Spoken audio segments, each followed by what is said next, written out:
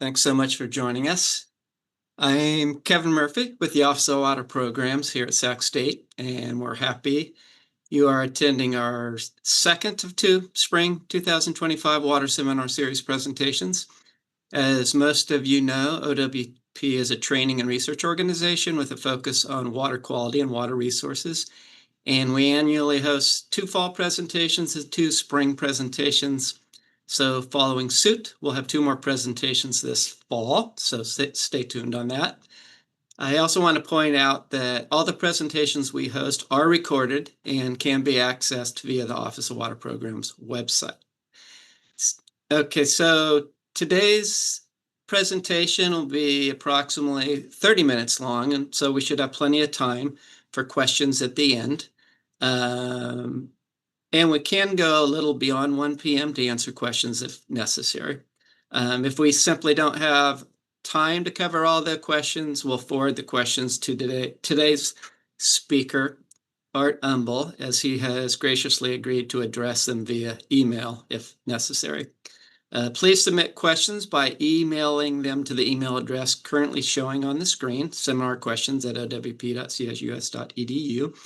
You can take a screenshot now or also check the chat line where the email address is provided as well. Now for the important part, I want to welcome Dr. Art Umbel. Art is going to tell us about the future of water. Art is a Senior Vice President Emeritus for Stantec Consulting. He is a global leader in promoting planetary sustainability.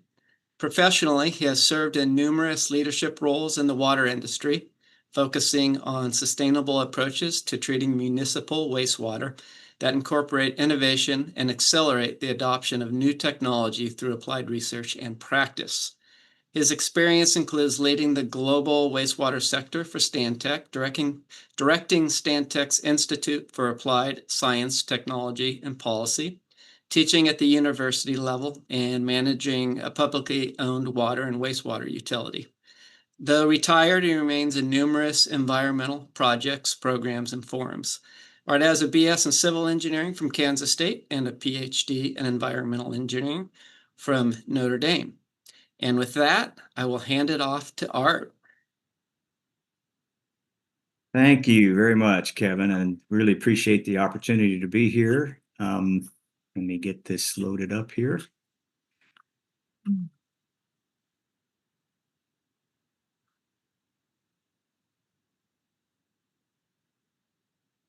Yeah, thank you for the opportunity. This is a topic that has been on the forefront of our industry for much of the past decade, and it will be continually a very engaging topic in the decades coming forward. So I'd like to address this issue about the future of our water here in our conversation today. The question that everybody asks is, will it be there for us in the future? And I would like to offer some ideas today that will help us to maybe answer that question. As an outline, I'd like to begin by telling the global story of water today. I want to redefine water stress. This is a question that has been posed over the decades. Many agencies, both at the federal and international level, have tried to define this, and I'd like to offer an alternative definition. Part of that definition has to do with the effects on stress with respect to the global urbanization, the influence of geopolitical concerns that have to do with transboundary water situations, and then, of course, the elephant in the room is climate change, and I consider this as a magnifier of many of the stress elements that we will deal with. But at the end of our conversation, I would like to really open it up to everyone to think about what is it that we must do now to address some of these questions. The global volume of water, which we all are very aware of, takes about 1.4 billion cubic kilometers of volume. And this would cover the continental United States, which includes Alaska, by the way, to a depth of about 89 miles. But only 41,000 cubic kilometers of that water, as we know, is available for human consumption. And this is equivalent to water over the continental area of the US of only 13.2 feet of depth. And this must support 8.6 billion people by 2030 and 9.1 billion by 2050. Studies from the past 15 years have showed that by 2030, the globe's water demand will exceed its supply by more than 40%. And if consumption rates that we have today continue, it's expected that by 2030, 2/3 of the world's population will be experiencing water stress for at least 1 month out of every given year. Even with improvements in productivity of water use, primarily in agriculture, there remains a significant demand gap by 2030, and the rate of water use is accelerating year on year. We actually are on this very trajectory today to meet this by 2030. And as environmental professionals, this is our call to action. But is it simply a question of climate change? Well, we'll take this up during this conversation. Water stress has traditionally been described primarily in terms of supply and demand.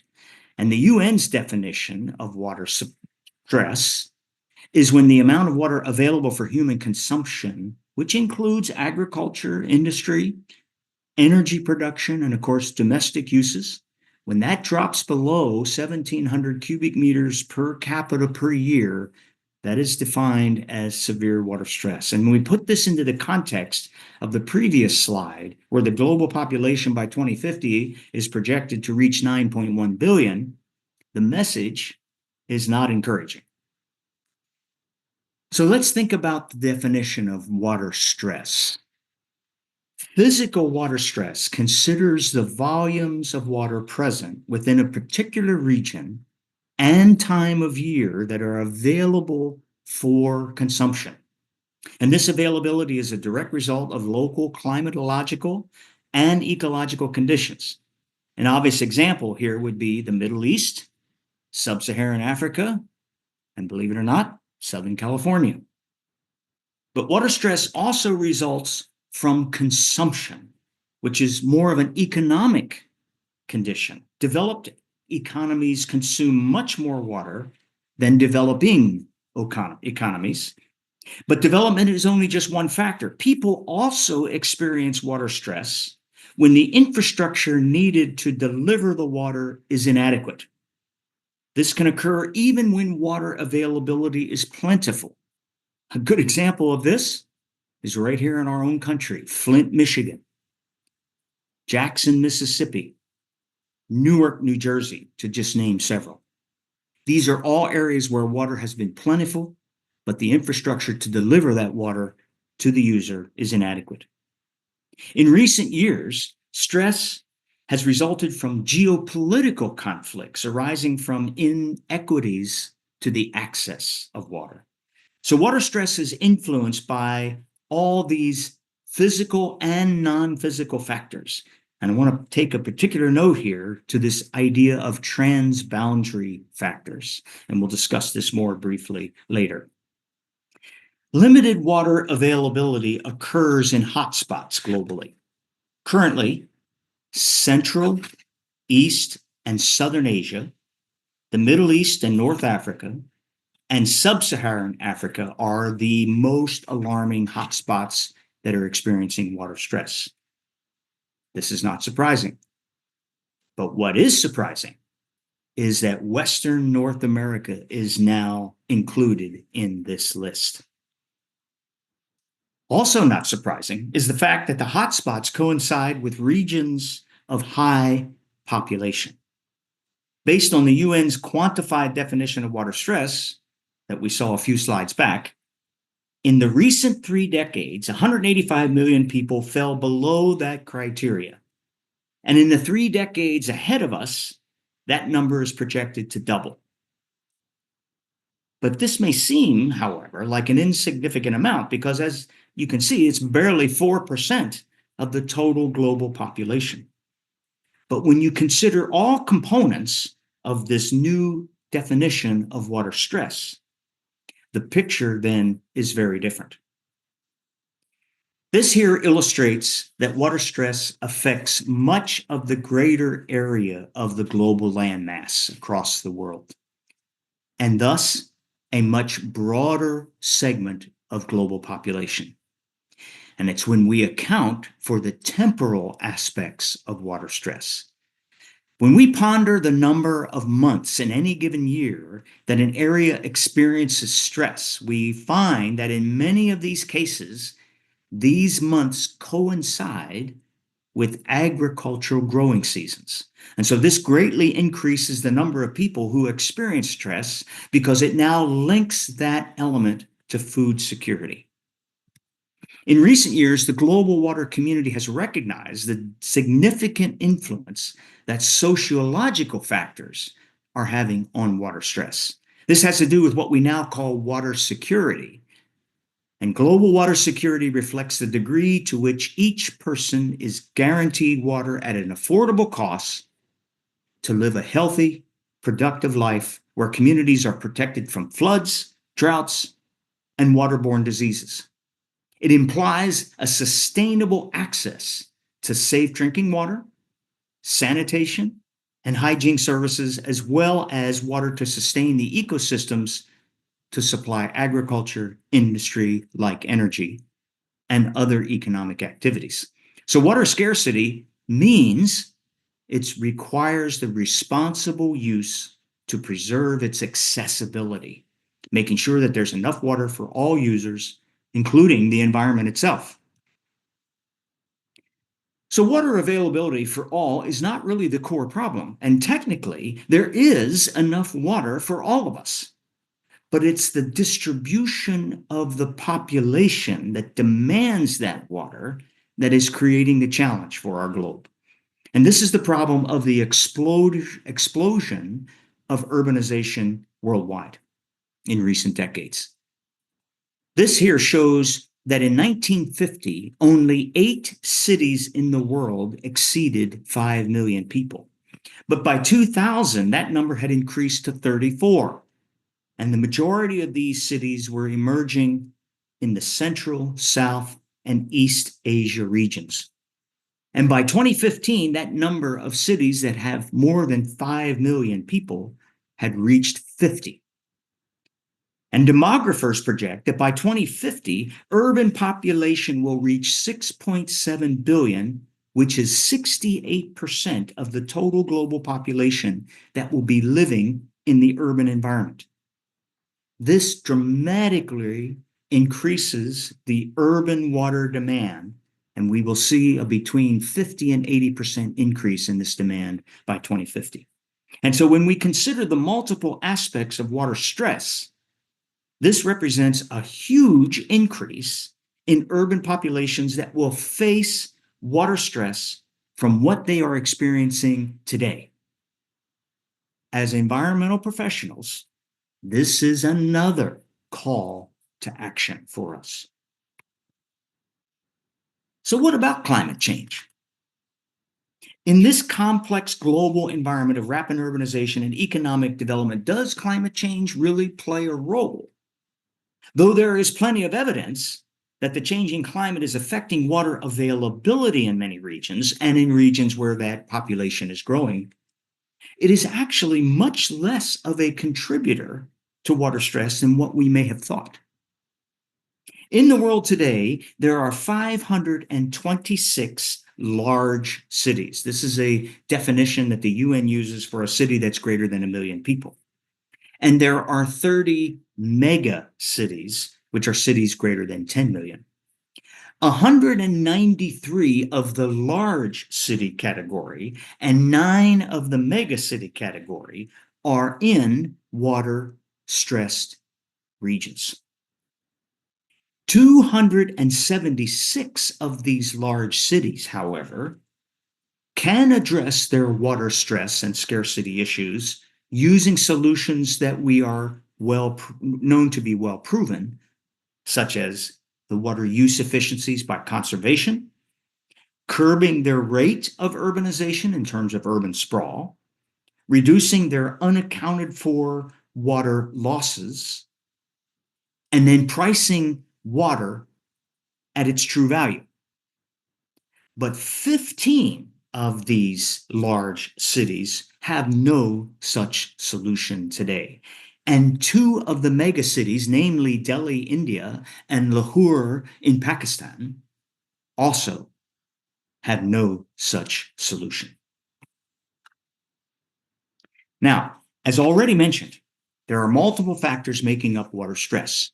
And among the most impactful of these factors are the socio-economic and geopolitical conditions that result when a watershed transits political boundaries, as illustrated here in this graphic. Immediately, you will notice that the water available to the downstream users depends a great deal on that which flows from the upstream basin. And the expectation here is that the upstream users are to manage their consumption in such a way so as to ensure expectations of the users downstream will receive what they need and they depend upon. Obviously, tensions arise when these expectations break down. And more than 300 of these interpolitical boundary agreements currently exist today around the globe that involve transboundary water sharing. Unfortunately, the climate that is changing only exacerbates the problem. And the UN predicts that without any intervention in climate change, water stress, particularly in the arid and semi-arid regions that have transboundary water systems, will result in the displacement, I should say forced displacement, of hundreds of millions of people by 2030. And by the way, we are already seeing this occurring today. So let's consider a transboundary issue right here in our own region. This is the Colorado River Compact that was apportioned the rights to 7.5 million acre feet of water from the Colorado River system for beneficial consumption in perpetuity to both the upper basin and lower basin states. This approach reserved the water for the future development in the upper basin, like in the state I live in, and allowed then for the planning and immediate development in the lower basin to proceed. However, at the time, only 17 years of historical rainfall data were available to make an estimate of just how much water the basin could deliver in any given year. And 3 of those 17 years had much higher rainfall events than were typical of the basin. And so they made a guess. And that guess resulted in an entire basin being overprescribed by 15%, and the water rights for that basin were codified based upon that amount. And this is why we are in the quandary that we are in today between these states. In the U.S. Southwest region, we've learned several key facts about transboundary water use dynamics. The first of this is that stress results mostly from the consumptive demand in both the upper and the lower base states, and much less from how well the upstream basin area manages its water. We've also learned that when the consumption to availability ratio exceeds 1, which has occurred in a number of years, it is indeed the upstream consumption that dominates the stress for both the upstream and lower basin states. The bottom line for the Colorado River Basin, however, is that it's all about consumption. It's not about availability. So what does the water future look like for the U.S. Southwest?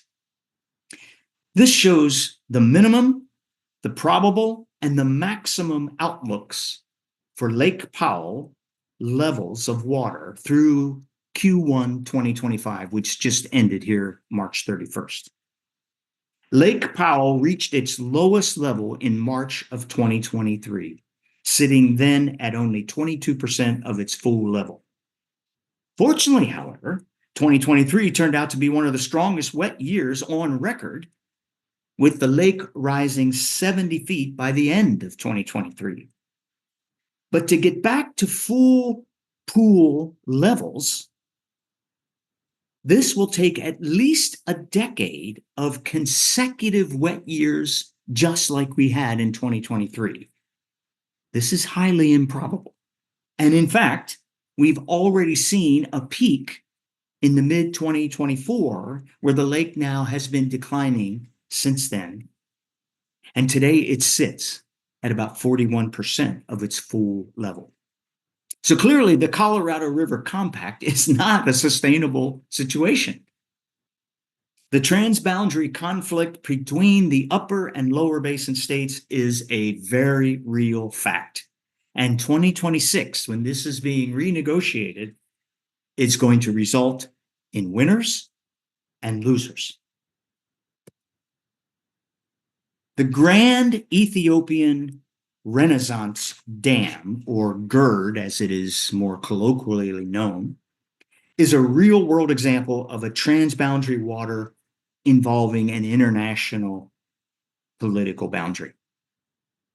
GERD is the largest hydroelectric dam in the world, being 5 times the width of Lake Mead's Hoover Dam and nearly 4 times the width of Lake Powell's Glen Canyon Dam. And this project is igniting tensions between Ethiopia and its key neighbors of Egypt and Sudan over the Nile River's waters. Tensions have been rising between these riparian states since GERD began filling back in 2015. It will reach its full capacity later this spring, in late May. Egypt's opposition to GERD largely rests on the argument that because 97% of its freshwater needs are provided by the Nile River, and Egypt's overall water security is now under a serious existential threat. But Ethiopia and their upstream nations claim that they were left out of the Nile Waters Agreement that gave Egypt and Sudan exclusive rights to most of the River Nile's water when it was drafted way back in 1959. So Ethiopia has thus rejected that agreement and claimed unilaterally that it had sovereignty over its adjacency to the Nile's system water, and it would use that water to support the development of a self-sustaining economy.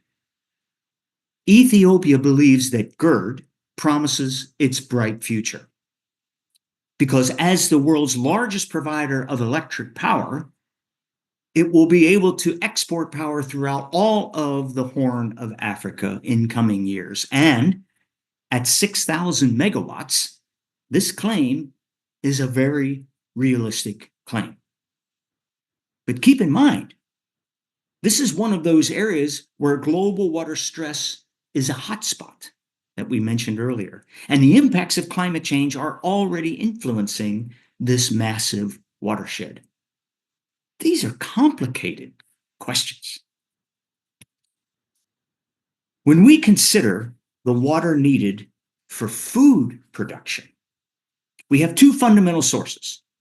The green water, which is the actual rainfall regime that provides water for crops, and the blue water, which is the renewable water that comes from aquifers and surface waters.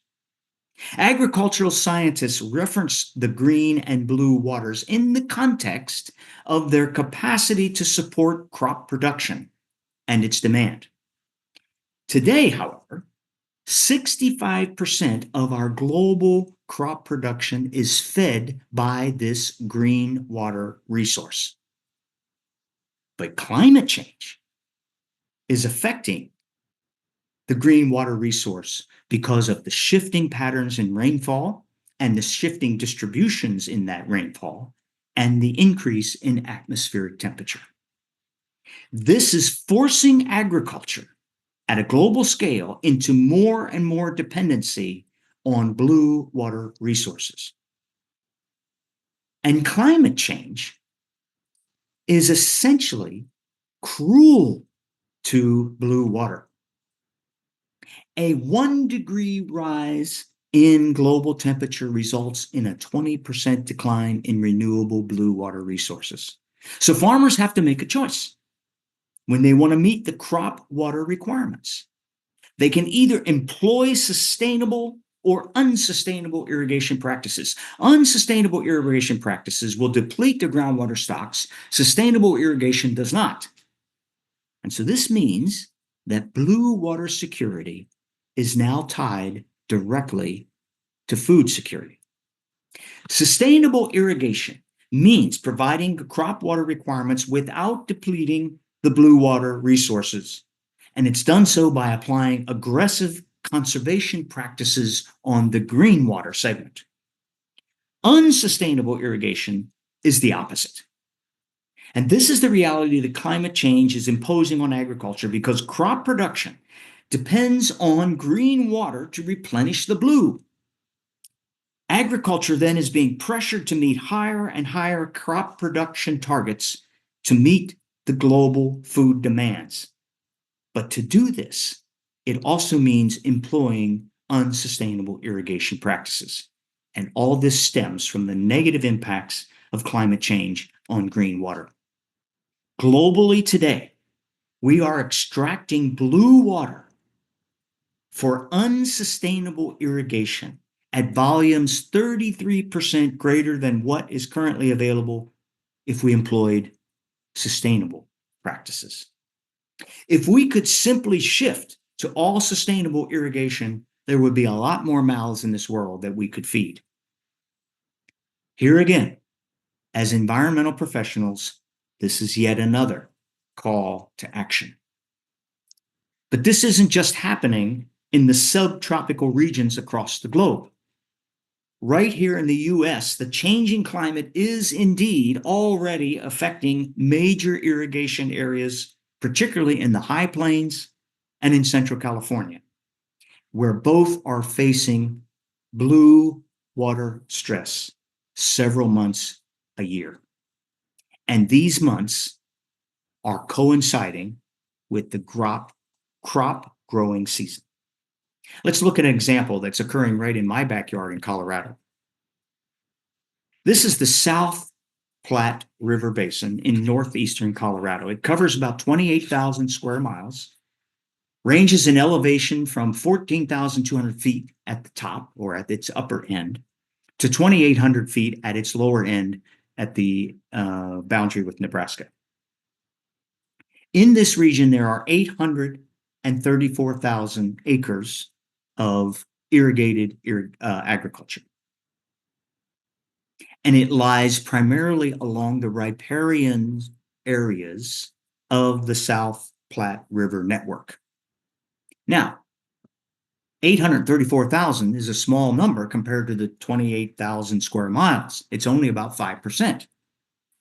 Still, it contributes 75% of Colorado's agricultural productivity. This is a very productive agricultural region. The topographic diversity across this South Platte watershed creates changes in climate patterns that require different irrigational methods. In the western part, the upper regions of the basins always use flood irrigation, and that makes up 55% of the total irrigation applied across the entire basin. And it relies entirely on surface water runoff. The lower reaches are dominated then by sprinkler irrigation, which rely completely on groundwater. Currently, the amount of surface water being used for flood irrigation in the upper regions exceeds the volumes that are being provided by the snow melt from the mountains. And this means that the downstream groundwater supplies, which are fed by these surface runoffs from the upper regions, is in depletion, right in the areas where the spray irrigation requires it. So to meet the crop demand, extractions of the groundwater or the blue water sources in the lower regions where the higher productivities exist continue to exceed the replenishment. This is unsustainable, and the irrigation practices that are being used in the lower regions are unsustainable. Climate change, unfortunately, is exacerbating this issue, and here's how. This is some work that was done at the University of Colorado, State University of Colorado in Fort Collins on this river basin to try and understand the influence of climate change on agriculture moving forward with time. These graphs here depict the saturated thickness of the alluvial aquifer and how it changes with time due to the current irrigation practices. The model predicts the changes that occur when climate is altered by just 1 degree Celsius increase in global temperature and a 1.3% reduction in precipitation across this basin between now and the end of the century. During this time, groundwater saturation declines between 80 and 100% due to a 36% reduction in the replenishment from the upstream areas of the watershed. The most severely impacted region here is in the mid-basin area. And this is a critical area because it is the primary source that replenishes the aquifers in the lower region. And that's where the crop productivity is the highest. This groundwater depletion impact affects the crop yield. And the models show a decline of 11% by the end of the century. Now, you may not feel like that's very much, but in the context of global food demand, it's a huge number. Again, the maximum reduction here in yield occurs in the lower elevations, and that's where the highest productivity yields have traditionally been. When you correlate the crop yield to the blue water availability, by decade, this data shows that as the groundwater depletion continues, crop yield continues its decline. All of this means that the future of water with respect to the changing climate from a societal perspective is manifested most profoundly in agricultural production. These trends are real, and we are already observing them in this basin. This is a concern because of the influence that this has on the global food security question. What it means for us is that though water stress is, of course, about water availability, it's so much more about how we use and consume our water and the value that we place on the outcome of that use. So, what can we as environmental professionals do?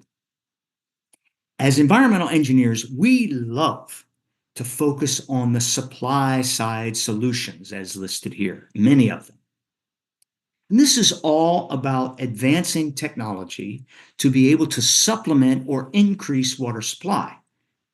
This is, of course, necessary and it's needed, but it is remarkably expensive. And expense relates to affordability, and affordability affects equitable access.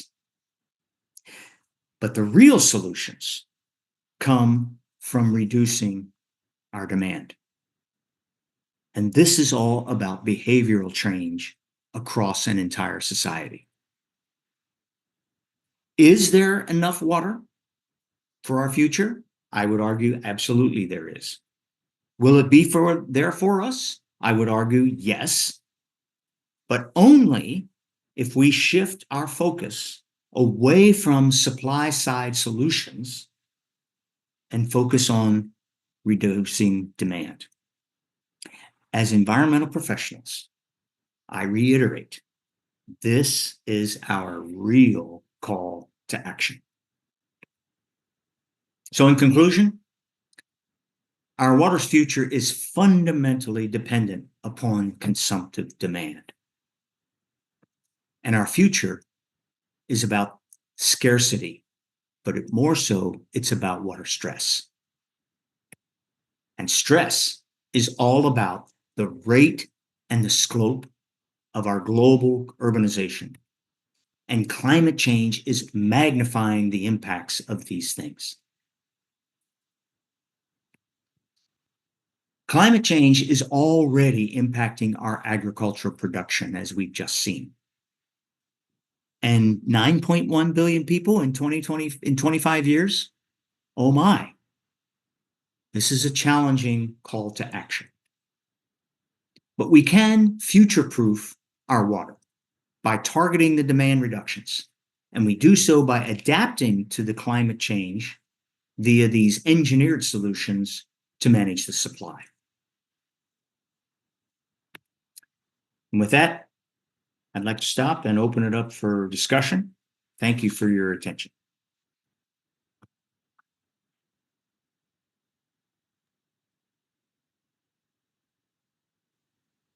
All right.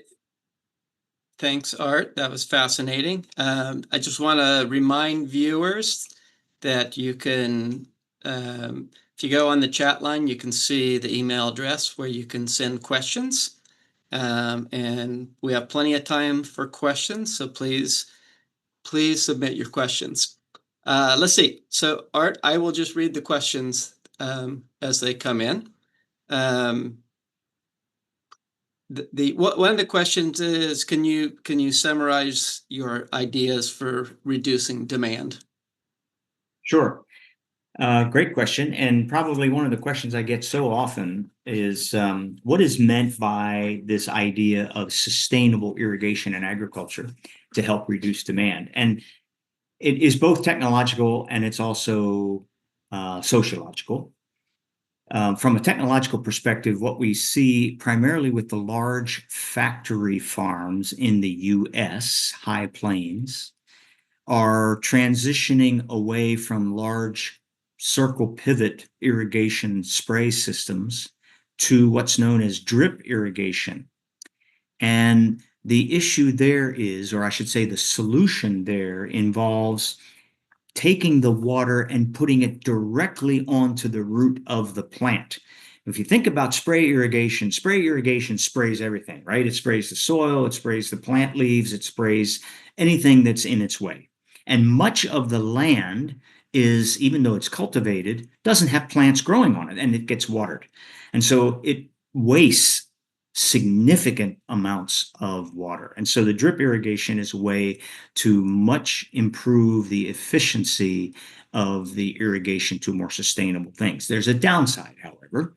As you can imagine, moving to the infrastructure that's required to establish drip irrigation is expensive, at least at the initial levels. And many large factory farms across our high plains and high deserts do not feel it is economically advantageous for them to invest in that kind of infrastructure. It's easier for them and more cost effective in their point of view to just use spray irrigation because of the volumes of the product that they're producing outweigh the initial investment costs. So we have to get over that. But we have shown from research and from farms that have already integrated drip irrigation, sustainable irrigation practices, that they've received anywhere from 30 to 70% reductions in water use. And so that's a really significant thing. The second thing has to do with the employment of IoT.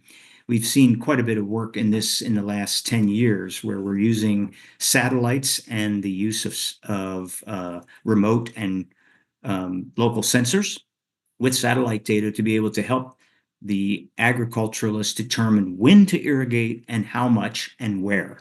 And so this has also resulted in dramatic reductions in actual water use in these unsustainable irrigation practices.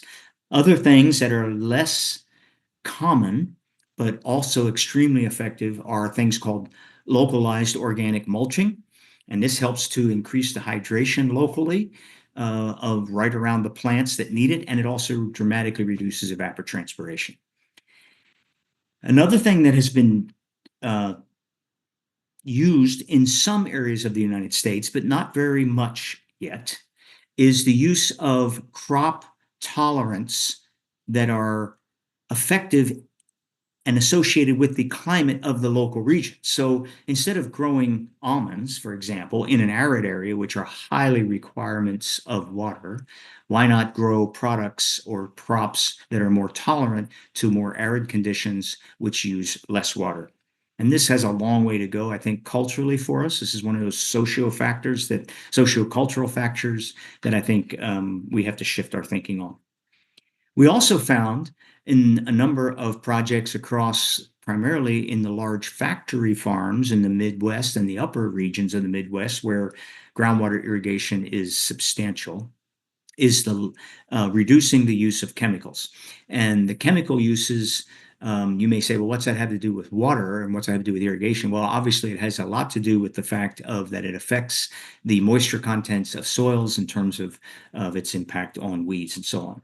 Contour farming, which was very common and still commonly used in areas of Nebraska and western Kansas and northwest Texas.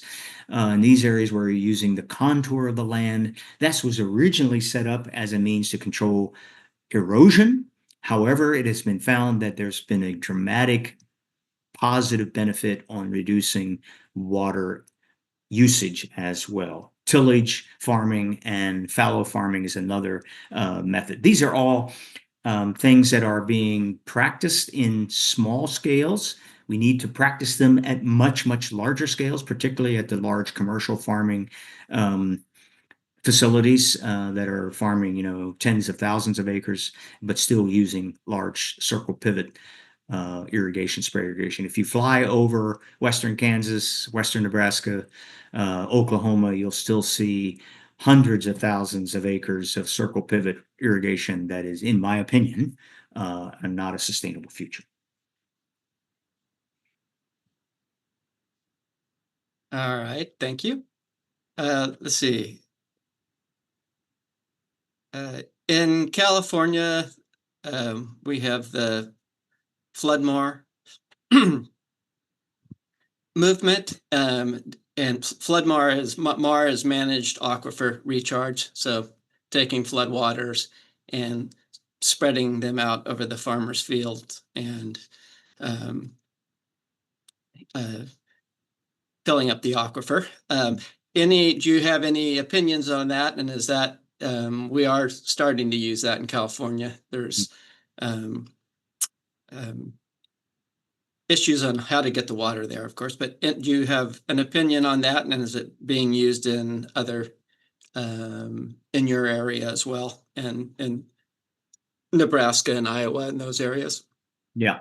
So flood irrigation is a common practice. I'll speak for the Colorado folks. And it's primarily in those areas in the western regions of the high plains where the topography is steep enough that to just have it running off is not very efficient. And so flood irrigation in those areas can be very efficient because it does put water right at the base of the plant root. However, we do have in Colorado, we have a very low humidity, so the amount of evaporation of flood irrigation is very high. And so we have to balance that as well. And the fact that because of some of the steep terrain, we tend to see more of that surface water escaping the opportunity to be recharged into the aquifers in the lower areas, just simply because it runs off. So what they're having to do is to contour the properties so that they can capture the runoff and keep it from escaping, and then including that into areas where they have recharge basins. As I mentioned earlier, with this area of the South Platte in northeastern Colorado, the upper alluvial areas are very conducive to good infiltration into the aquifers. And that's what the lower basin requires and needs, is that infiltration. So these practices are improving that, but we have a long way to go on that. I'm not a big fan of pure flood irrigation, just because of the evaporation that you see from those. We do lose a lot of water from that perspective. So the flood mar in California, I think, is, yeah, we have to do more of that, and we have to manage that evaporation carefully and make sure that we're not evaporating more than we're actually recharging into the aquifers below. So I think it's a great part of the solution to go to more sustainable agricultural practices, but we still have a lot to learn. I would say one other thing. This is very interesting. You might want to check. There's a group in Peru, actually, that has resurrected practices of the ancient Incas in developing this sort of contouring channelization of runoff from the steeper elevations there in the Andes to be able to provide for infiltration into the basins to support aquifers in the lower regions to promote agricultural productivity. There was a recent article that was published in the Nature Conservancy journal that would describe for the reader all of what's going on in that area, and I think it's very applicable to areas that we have in Colorado and areas that on the western slope of Colorado that can do the same thing, and perhaps in the Sierras in California could apply some of these same kind of things. But it's interesting; those are thousands of years old, those practices, and they're very, very effective. All right. Do you have any comments on some of the eye-catching solutions for water shortage? Pushing icebergs to places of need, moving water from the Great Lakes to places of need, that sort of thing.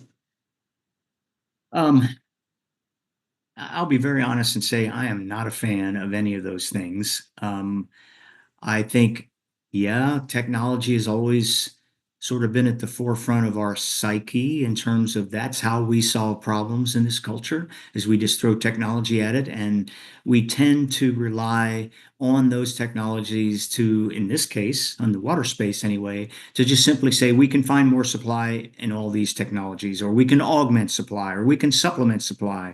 Look at desal and these kinds of things, or moving icebergs. Yeah, we can do that. There was a proposal that went from the state level all the way to the federal level back in the late 2000s that came out of New Mexico, to get to your point, Kevin, regarding moving water from the Great Lakes down to the Southwest in a large pipeline.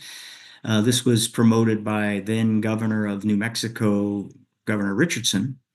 And that went all the way to the Senate floor as a proposal, and no one knew about it, or at least no one was aware of it. And so the word came out that this was going to happen, and all of the states around the Great Lakes, including two of the provinces in Canada, got together, and I was part of the commission that worked on this, what was called the Great Lakes Compact at that time. And in 2003, went all the way up then to the federal government, both in Canada and the US, to say, no way in hell are we ever going to let one drop of water out of Michigan Lake or out of Lake Superior or any of those lakes moved to support development in the Southwest. And so it was killed. And that was in perpetuity. So to my knowledge, that compact will always be in place, provided that is always supported by Congress. So am I a fan? No, I'm not a fan of those kinds of things. I think we have a much brighter future when we consider first reducing our demand through efficiencies, through conservation, through changing our behaviors on how we use water, in putting the correct value of water where it belongs, and then allow technology to provide the margins where those supplements are needed. And but that's just my opinion. All right. And this may be the last question. Where are we with decreasing the total cost and energy needs of desalination, considering that many of the places in need are fairly close to the ocean? or Yeah, right on indeed. the ocean.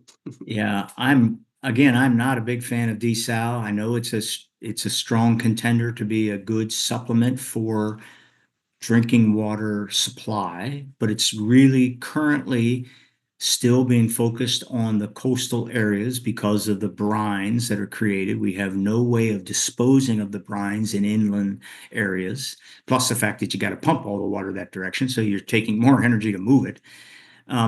We don't see, well, I should say this. We have seen a reduction in the cost of membrane technology in the last 5 years, particularly.